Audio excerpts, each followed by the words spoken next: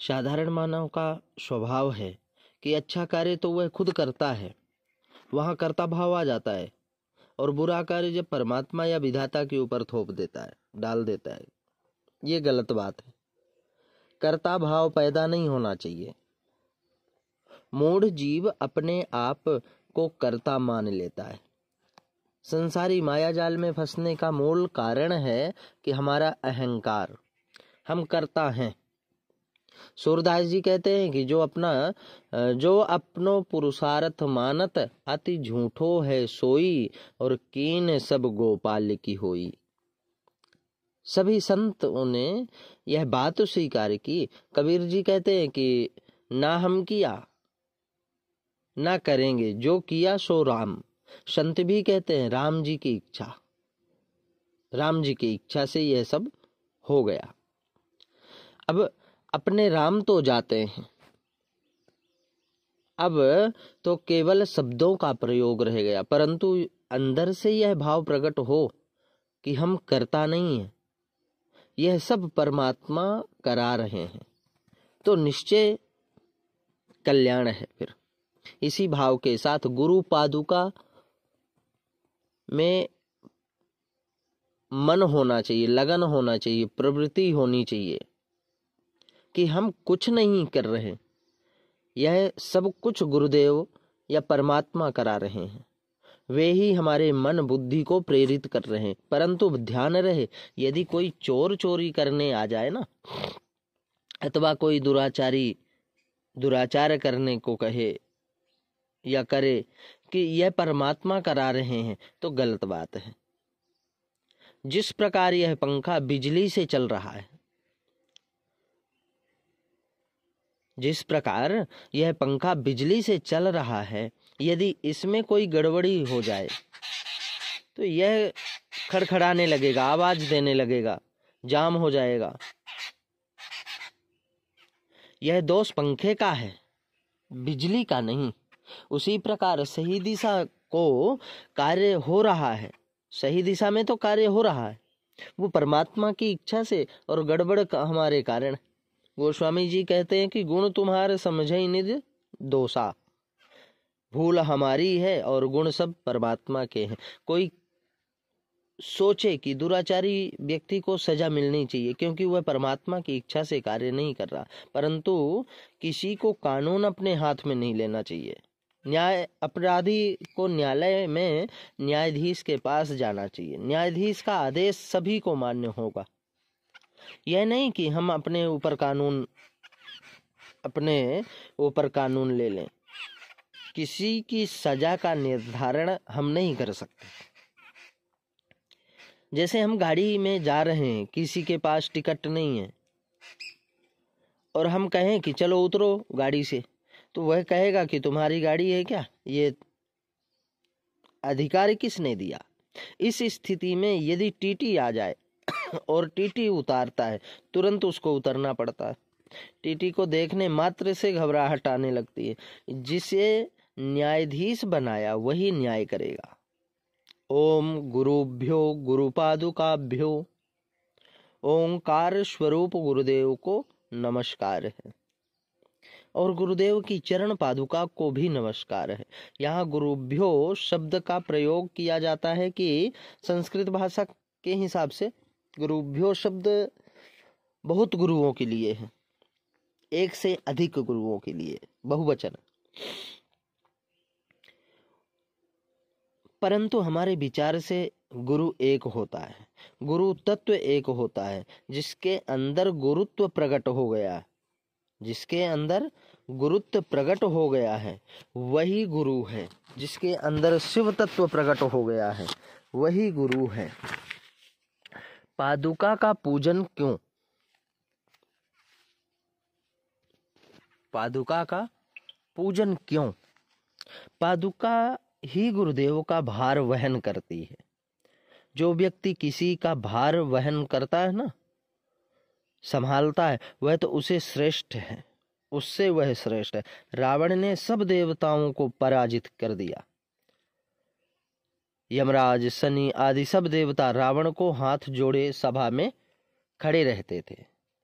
कर जोरे सुर दिसिप विनीता, विनती करते सब जगह विजय का डंका बजाने के बाद उसने सोचा कि अब भोले बाबा को कैसे पराजित किया जाए। गुरु हैं, रावण के गुरु हैं, और युद्ध के लिए ललकारा भी नहीं जा सकता, परंतु वह दुष्ट तो है ही, इसलिए भगवान शंकर को नीचा दिखाने के लिए कैलाश पर्वत को ही भगवान सहित उठा लिया, मानो वह तौल रहा है, क्योंकि जो भारी होगा वो हल्का तो हल्के को तौलेगा।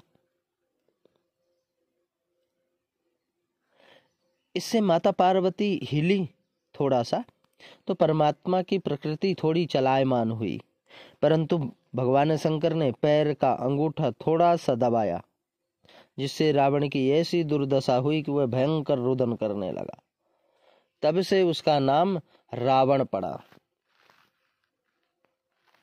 उसी समय उसने भगवान की स्तुति की और अपना हाथ छुड़ाया।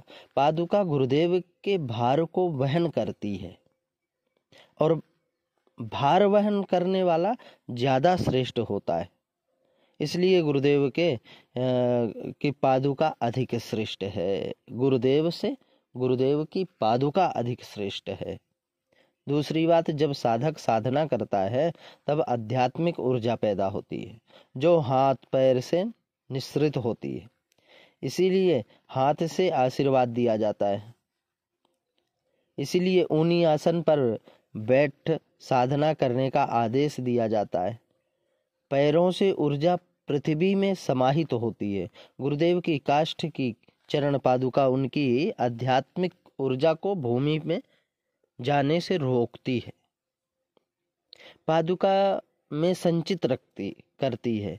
अब गुरुदेव की आध्यात्मिक ऊर्जा उनकी पादुका में एकत्रित हुई है, इसलिए वो श्रेष्ठ है और उनको साक्षात दंडवत प्रणाम है।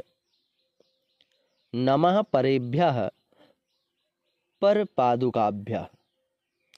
जो सारी सृष्टि से निर्लिप्त है, परे है, उन परमात्मा को नमस्कार है, और निर्लिप्त परमेश्वर की पादुका को भी नमस्कार है। वह परमेश्वर का भार वहन करती है। आचार्य सिद्धेश्वर पादुकाभ्यो नमो नमः श्री गुरु पादुकाभ्यः।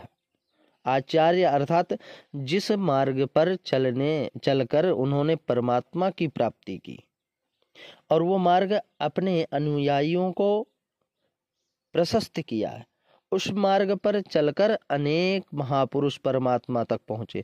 जितने भी मंत्र हैं, अगर वो गुरु परंपरा से प्राप्त है तो वो विशेष प्रभावशाली हो जाते हैं। वैसे तो सब मंत्र पुस्तकों से प्राप्त होते हैं, श्रद्धा और विधि से जपने से कुछ लाभ भी दे सकते हैं, परंतु परंपरागत प्राप्त मंत्र ही पूर्ण लाभ दे सकते हैं। एक बार अकबर ने बीरबल से कहा कि बीरबल, लोग गायत्री मंत्र की महिमा का बहुत गान करते हैं, बहुत प्रभावशाली बताते हैं, तुम हमें गायत्री मंत्र सुनाओ। बीरबल ने कहा कि शहंशाह, आप गायत्री मंत्र के अधिकारी नहीं हैं। अकबर को बुरा लगा तो, परंतु वह बीरबल से इतना प्रभावित था कि कुछ बोल नहीं सका। अकबर ने कुछ ब्राह्मणों को पैसा देकर यह मंत्र सीख लिया। एक दिन पुनः बीरबल से कहा, देखो बीरबल, तुम्हारा गायत्री मंत्र सुनो।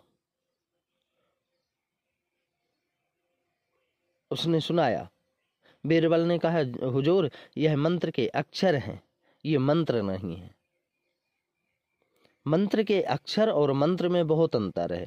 गुरु द्वारा प्राप्त मंत्र जागृत होता है और उसमें गुरु की शक्ति और शिष्य की भक्ति दोनों समाहित है। जिन मंत्रों में गुरु के प्रति शरणागत भाव नहीं है और वह अहंकार जागृत करता है, जो साधक का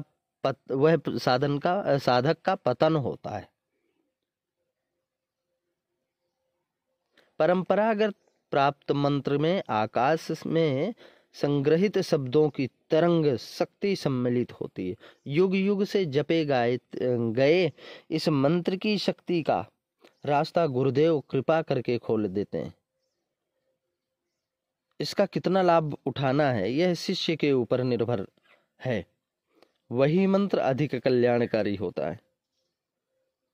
मीरा जी जन्म से गिरधर गोपाल को की भक्त थी। वो चाहती थी कि किसी वैष्णव निम्बार की या अन्य किस विरक्त संत के से कृष्ण मंत्र की प्राप्ति कर सकती थी, परंतु जगतगुरु श्री रामानंद जी के कृपा पात्र श्री रविदास जी के प्रति उनका भाव जागृत हुआ। उनको गुरु रूप में स्वीकार किया। रविदास जी ने परंपरागत प्राप्त राम मंत्र मीरा जी को प्रदान किया। मीरा जी उस मंत्र को सुनकर नाच उठी। पायो जी मैंने राम रतन धन पायो, वस्तु अमोलक दीश मेरे सदगुरु कृपा कर अपनायो। पायो जी मैंने राम रतन धन पायो। रविदास जी चाहते तो कृष्ण मंत्र भी दे सकते थे, उन्हें सब मंत्रों की जानकारी थी, परंतु उन्होंने मीरा जी के कल्याणार्थ उनको परंपरागत राम मंत्र ही दिया।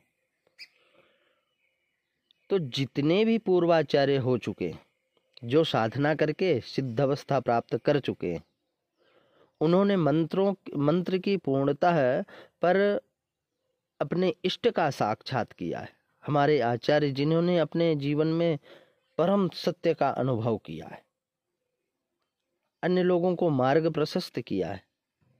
आचार्य वह है जो परम सत्य का साक्षात्कार करे और बाद में उसे अपने में परिवर्तन लाते हैं। फिर साधारण लोग उनका आचरण देखकर अपने में परिवर्तन लाते हैं। इसलिए गीता में परमात्मा कहते हैं कि मेरे लिए कोई भी कार्य आवश्यक नहीं है, फिर भी लोक संग्रह के लिए मैं कर्म में प्रवृत्ति होता हूँ, क्योंकि श्रेष्ठ जन जैसा आचरण करते हैं वैसा साधारण भी लोग उनके पद चिन्हों पर चलते हैं। आचार्य का कार्य है कि पहले परम सत्य का साक्षात्कार करे, पर अद्वैत का अपने जीवन में आचरण करे, बाद में अन्य लोगों को उसके लिए प्रेरित करे। सिद्धेश्वर पादुकाभ्यो, 2 प्रकार की सिद्धि होती है। हम लोग कल इस विषय में फिर चर्चा करेंगे कि 2 प्रकार की सिद्धि। आज चरण पादुका का ये दूसरा दिन है। चरण पादुका के बारे में बहुत सारी बातें जो हमारे मन और मस्तिष्क में बैठेगी, हम उसको अपने अंदर ग्रहण करेंगे।